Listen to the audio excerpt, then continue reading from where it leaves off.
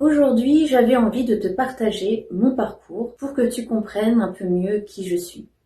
Je m'appelle Bérénice et avant de faire de la mort mon métier, j'ai eu plusieurs vies. J'ai d'abord travaillé comme documentaliste, comme fonctionnaire territorial et dernièrement comme secrétaire de formation. Mais au fond, ce qui m'a toujours attirée, c'est l'être humain et les épreuves qu'il traverse. Dès l'enfance, j'ai été confrontée au rejet, que ce soit à la maison ou à l'école, avec en arrière-plan les conséquences psychiques de mon adoption. J'ai été adoptée bébé au Pérou en 1982. Ça te donnera déjà quelques infos sur mon âge. Ces traumas ont engendré une adolescence marquée par la tristesse, la colère et le repli sur moi-même. Je me suis sentie longtemps incomprise et très seule, ce qui a finalement fait de moi une solitaire mais assumée. Et jeune adulte, j'ai ensuite aussi traversé encore des périodes plus sombres où j'ai vraiment cette fois touché le fond. Mais au milieu de tout ça, il y avait toujours une petite voix qui me disait « Mais toute cette souffrance, tous ces pleurs, ne peut pas être inutile. Ça ne peut pas...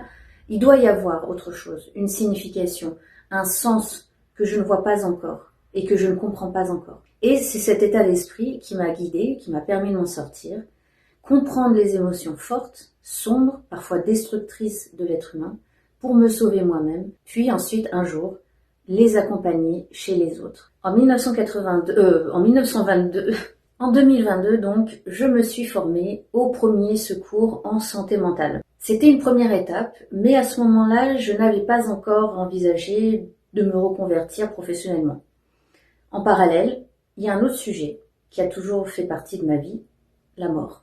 Pas de fascination morbide. Mais dans ma famille, elle n'a jamais été taboue. On en parlait librement. Elle a donc jamais été un mystère ou quelque chose à craindre. En grandissant, j'ai réalisé que c'était loin d'être le cas pour tout le monde. Beaucoup de personnes, en fait, ont peur de la mort ou n'en parlent jamais.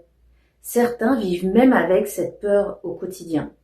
Et ça m'a énormément frappée. En 2023, j'ai découvert une association qui organise des rencontres pour parler de la mort, justement, du deuil et de la fin de vie, dans des bars, dans des cafés ou dans des restaurants. Ces rendez-vous qui se veulent conviviaux sont l'occasion justement de libérer la parole de chacun, de parler de son propre vécu, de ses questionnements, de ses peurs, dans un cadre sécurisé et sans jugement, très important. J'ai rejoint ce mouvement et depuis plus d'1 an, j'anime ces temps d'échange en région grenobloise. Si ça t'intéresse, n'hésite pas à me le dire en commentaire. En parallèle, je ne me sentais plus tout à fait à ma place dans mon travail de secrétaire de formation.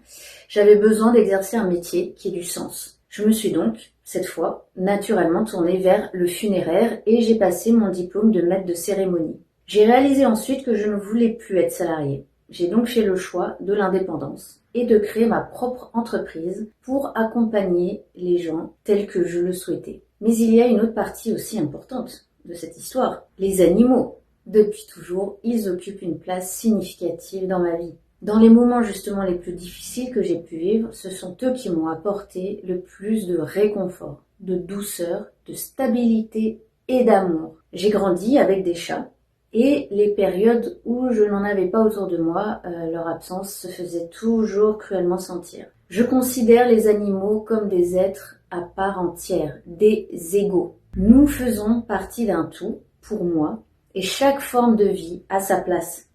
L'être humain n'est pas le supérieur. En 2017, je suis partie vivre à Bruxelles pour des études universitaires, et au bout de 2 mois sans chat, c'était pas possible. J'ai donc adopté Kimé, une petite chatte noire qui est devenue l'amour de ma vie pendant 17 ans. On était vraiment fusionnels. Elle est morte en novembre 2023 et aujourd'hui, je peux le dire avec du recul, c'est son décès qui m'a menée vers l'accompagnement du deuil animalier. Elle continue donc de m'inspirer et de me guider toujours aujourd'hui. D'ailleurs, si tu me suis sur Facebook ou sur Instagram, tu la verras souvent apparaître. Elle fait toujours partie de ma vie. Depuis octobre 2026, j'ai un nouveau chat, donc j'ai pas adopté tout de suite. C'est Pablo. Tu peux le voir aussi sur mes réseaux. J'ai même préparé une partie de cette vidéo avec Pablo sur mes genoux et c'était une grande première. Un autre compagnon, une autre relation, un autre apprentissage. Pablo, c'est un nouveau petit maître pour moi. Je sens qu'il va m'apprendre plein de choses. Adopter un nouvel animal, c'est aussi une vraie question et je t'en parlerai dans de prochaines vidéos. Aujourd'hui, avec mon entreprise, je souhaite offrir un espace d'accueil respectueux, sécurisé et sans jugement à toutes les personnes qui pleurent leur animal. Un espace pour déposer tout ce qui est devenu trop lourd à porter seul. J'ai donc créé la méthode PAT, un accompagnement collectif pour briser l'isolement. Je vais t'en reparler très vite dans une prochaine vidéo dédiée. En attendant, tu peux télécharger le guide offert sous cette vidéo pour recevoir des outils et du soutien dans ta boîte mail. Et si tu te reconnais dans ce que je partage, tu peux t'abonner à ma chaîne pour suivre la suite. Prends soin de toi et à très bientôt.